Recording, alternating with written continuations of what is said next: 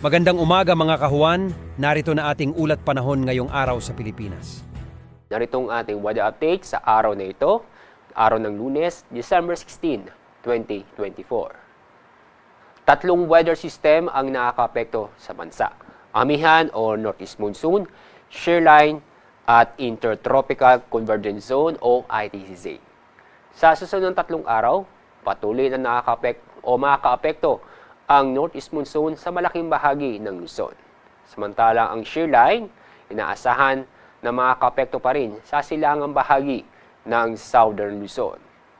Ang Intertropical Convergence Zone o ITCZ, sa ngayon naapektuhan ang Mindanao, pero sa mga susunod ng araw, maapekto na rin ang bahagi ng Visayas.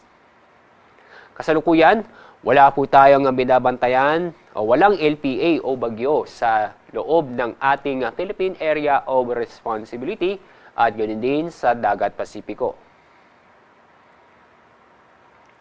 Sa ating magiging lagay na panahon ngayong araw, magiging maulap ang kalangitan na may mga pag-ulan sa Cagayan Valley, Cordillera at Aurora.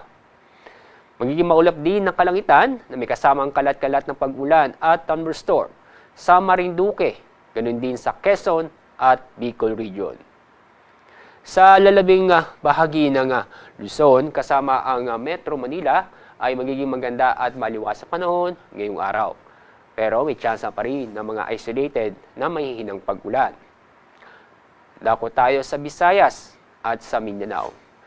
Magiging maulap din ng kalangitan na may mga kalat-kalat na pag-ulan at thunderstorm sa Eastern Visayas, sa Central Visayas, Northern Mindanao, Davao Region, Caraga at Soc-Sargent.